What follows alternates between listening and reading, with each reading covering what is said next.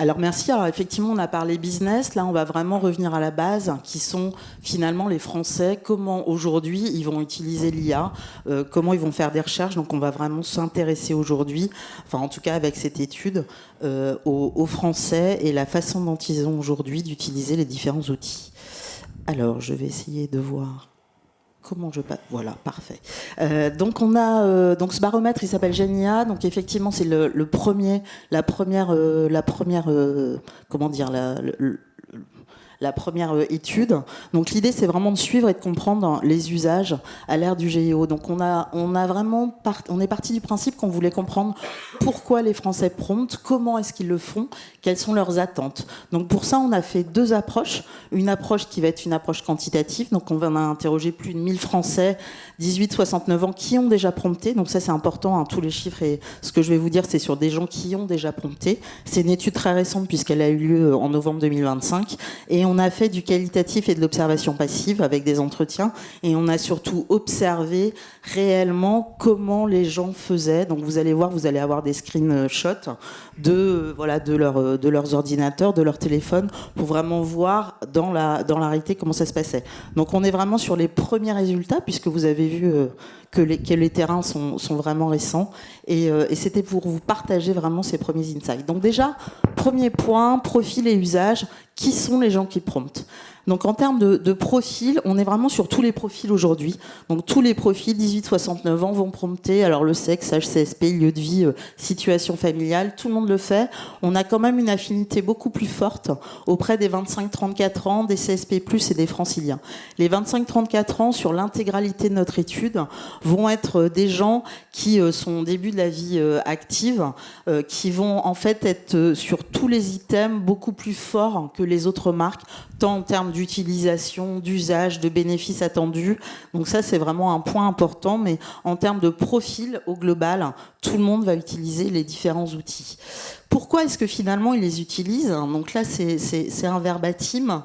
Ils vont les utiliser au quotidien pour majoritairement gagner du temps. Ce qu'ils vont apprécier, c'est la notion de comparaison, de compilation, d'échange, qui va vraiment faire qu'ils vont être aujourd'hui sur ces outils. Quand ils vont rechercher des produits, ils trouvent que c'est pratique parce que ça va au concret, ça propose des marques, et en fait, ils se rendent bien compte que c'est quelque chose qu'ils vont apprécier, cette recommandation, et ils ont la notion de finalement, je le suis de plus en plus. Donc on est vraiment dans un démarrage qui est déjà bien installé de l'utilisation des IA pour demain recommander et acheter différentes marques.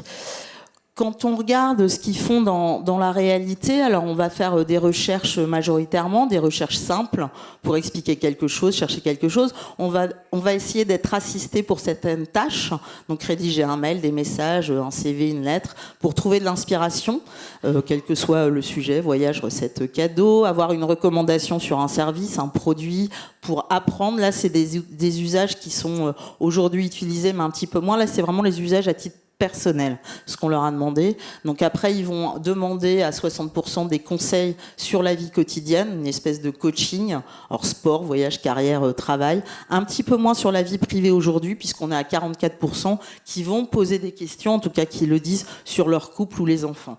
Donc on est sur un usage aujourd'hui pluriel, et les quatre flèches que vous voyez en haut sont des usages où ils nous disent à plus de 50% que ces usages vont augmenter dans l'année à venir. Donc c'est-à-dire qu'ils sont vraiment sur une logique de j'utilise, je commence à faire des choses et je sais que je vais de plus en plus le faire.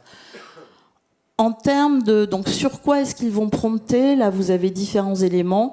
On va prompter sur différentes choses administratives, santé, loisirs, technologie, voyage. Voilà, vous avez une liste. Ça, c'est les premiers. Ce qui est intéressant à savoir, c'est que chaque individu globalement va aujourd'hui déclarer avoir prompté sur 4 secteurs. Et on va voir dans les exemples que je vais vous montrer que quand on est sur un secteur, on va poser pas mal de questions. Donc, on veut vraiment aller à fond sur la problématique et poser différentes questions. Donc là, vous avez un exemple. Vous avez Corinne, 50 ans, et je vous laisse découvrir. Donc là, c'est sa vraie vie. Hein. Donc elle avait recherché, là, vous voyez ici, un avis sur une crème, bio. Comment est-ce qu'on conserve le café ? Elle venait d'avoir un problème médical, donc vous allez voir qu'il y a pas mal d'informations sur meilleures lentilles en conserve peu salée, les besoins caloriques. Donc effectivement, Corinne a 50 ans. Donc il y a pas mal de choses sur la santé. Elle va demander des questions sur le télétravail. Elle va demander effectivement quelle est la poste la plus proche de chez elle, comment j'envoie un colis eBay. Après, elle va poser des questions sur l'actualité. Elle va repartir sur des épisodes, sur une série. C'est bientôt Noël, donc elle voulait acheter quelque chose pour sa maman, donc elle demande des ventes sur Vip et puis l'âge sur les Lego, les Duplo. Donc tout ça pour vous dire, alors c'est un exemple bien évidemment, mais que quand on est finalement un Français aujourd'hui, qu'on l'utilise, on va faire pas mal de recherches, un petit peu sur tout, et très pluriel, et on va être sur des conversations assez récurrentes sur différents sujets. On a identifié différents types de prompteurs, donc vous allez sans doute essayer de vous reconnaître dans ces différents types. Le premier type qu'on a analysé, ce sont les méthodiques. Donc les méthodiques, ce sont des gens qui vont directement donner beaucoup d'informations dès le début, qui vont relancer ou reformuler pour affiner la réponse de l'IA. Donc ça, c'est aujourd'hui un groupe majoritaire. En fait, en termes de profil, c'est tous les profils, avec un petit peu plus d'affinité sur les 25-34 ans. Pour eux, l'IA, c'est vraiment quelque chose qui est très fascinant, et il est devenu indispensable à leur quotidien, tant pro que perso, avec un besoin très clairement identifié qui est du gain de temps et d'énergie. C'est-à-dire que ça va plus vite quand j'utilise l'IA, et par rapport aux marques, ils ont vraiment la notion qu'aujourd'hui l'IA a une forte influence dans leur façon de consommer. Et pourquoi ? Parce que finalement ils ont installé une relation de confiance et de praticité avec les différents outils qu'ils vont utiliser. Alors par exemple, c'est le groupe qui va le plus, quand ils cherchent quelque chose, citer directement des marques dans la recherche. Ils vont attendre des suggestions, une recommandation finale. Donc ils sont vraiment dans une relation très pratique et très fonctionnelle avec cet outil. Et étonnamment, également, ce sont aussi les gens qui déclarent le plus demain avoir conscience qu'ils vont de plus en plus l'utiliser comme coach de vie, tant sur le pro que sur le perso. Donc on voit qu'on est vraiment sur un usage pratique et qu'on se dit qu'on va l'étendre à l'intégralité des sujets qu'on peut avoir à traiter dans sa vie. Donc pourquoi il l'utilise ? Donc ça, c'est Christelle, 35 ans. Donc elle nous dit un exemple de finalement je gagne un temps fou, et c'est aujourd'hui effectivement beaucoup les comparatifs qui sont utilisés parce que pratiques. Et voilà, désolé pour Google, mais effectivement, Christelle disait j'utilise aujourd'hui moins Google parce que j'ai l'impression que ça me fait gagner beaucoup plus de temps d'aller sur les différents outils. Un exemple... On aura des chiffres, d'ailleurs, tout à l'heure. Tout à fait. Très français, je crois. Là, vous avez un exemple, donc c'est Bastien. Donc lui, il est méthodique, effectivement. Il fait une recherche automobile. Je vous ai montré les screens. Donc déjà, si on regarde son historique, on voit qu'effectivement, il est très représentatif de ce que je vous ai montré tout à l'heure. Il va avoir posé des questions santé avec un problème de tendon sur son mollet. Il est très passionné. Enfin, il n'est pas passionné. Il voulait acheter une voiture. Donc là, vous voyez que quand il fait une demande de voiture, la demande, elle est extrêmement explicite, très claire, et l'échange va durer extrêmement longtemps pour finalement finir par compare-moi directement deux types de voitures, et au final il a acheté la Fiat qui était proposée. Donc on voit effectivement qu'on est dans une relation très construite, et il veut gagner du temps. Directement il pose ses questions. Après, dans son historique, on voit qu'il y a de l'administratif. On est vraiment dans une relation très pratique et très détaillée avec les différents outils. Autre profil qu'on a nommé les curieux. Donc alors les curieux, eux, ils vont donner peu d'informations dès le début, et ils vont affiner au fur et à mesure en fonction des réponses des outils IA. Ce qu'ils vont vraiment apprécier finalement, c'est l'aspect conversationnel de l'IA qu'ils vont avoir. Donc en termes de profil, c'est tout le monde également, mais un petit peu plus les moins de 25 ans. Ils vont apprécier l'IA vraiment pour son aide au choix et sa présence pour dialoguer sur tous les sujets de façon ouverte. En fait, ils se rendent compte aujourd'hui que pour eux, l'IA, c'est une ouverture au monde.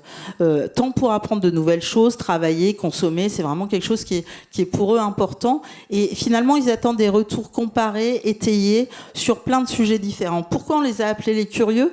Parce que c'est ceux qui vont le plus poser de questions. Il va peut-être moins y avoir d'actes, mais ils sont vraiment dans une logique de tiens, je me pose la question, je vais sur un outil. Donc là, effectivement, ce que Émilie, 25 ans, nous disait, c'est qu'elle a conscience que c'est pas, que c'est pas un humain, que c'est une machine, mais elle aime bien quand même la conversation. Et elle se dit, moi, ce que j'aime bien, c'est qu'il va aller plus loin dans mes recherches. Il va me proposer quelque chose, et ça me permet finalement d'augmenter ma curiosité et d'apprendre plus de choses, puisque c'est au-delà de ma recherche. Les curieux, un exemple. Donc effectivement, là on a Sana. Sana, dans son historique, vous voyez qu'elle elle voulait acheter une imprimante mini thermique pour ses enfants à Noël. Donc elle a posé des questions. Elle a pas mal de questions aussi administratives sur ses enfants. Elle a un enfant, l'adaptation des tours, voilà, le Wi-Fi sans fil. Il y a des choses de catégorie bailleur social. Donc on a effectivement de l'administratif et des choses très globales. On a aussi ici une aide pour une réunion familiale. Donc on voit effectivement que le côté perso arrive et le côté coaching arrive. Et là, on vous a donné un exemple de comment je peux éclaircir mes cheveux bruns sans les abîmer. Je vous ai fait juste une sélection parce que la conversation était extrêmement longue et on voit qu'effectivement à chaque fois elle lit tout, elle relance avec pas beaucoup de mots, mais elle va vraiment converser avec l'outil aujourd'hui. Troisième profil, les opportunistes. Les opportunistes, eux, ils vont poser une question large. Ils lisent la réponse et ils vont pas relancer. Donc là, on est vraiment dans une relation de je pose, je lis, je pars. Donc là, c'est à peu près comme tout le monde, tous les profils, puisque nos profils sont pas sociodémo à la base, mais sont comportementaux. Mais quand on regarde les affinités en termes d'âge, on est effectivement sur un peu plus les plus de 50 ans. Donc eux, finalement, ils utilisent aujourd'hui l'IA quasiment comme Google en termes d'usage. Ils font confiance. C'est ceux qui nous disent le plus faire confiance, mais finalement, ils regardent pas les sources, un peu moins les sources que les autres. Ils vont suivre les recommandations et ils attendent des retours pratiques.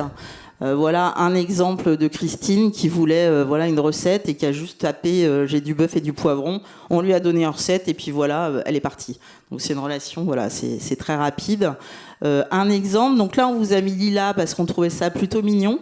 Donc c'est une petite fille de 10 ans qui commence à prendre le téléphone de sa maman et de poser des questions. Donc Lila, quand elle interroge ChatGPT, là, qui était là, elle lui dit je suis en rhume avec un petit smiley, que dois-je faire ? On lui répond sur différents éléments et sa maman nous disait, et en fait ce qui est assez dingue, c'est que en fait elle voulait absolument du paracétamol, tout ce qui était donné, elle voulait absolument que je le fasse. Donc on voit effectivement que même auprès des plus jeunes qui demain sont sur l'IA, on a une relation de confiance qui s'établit.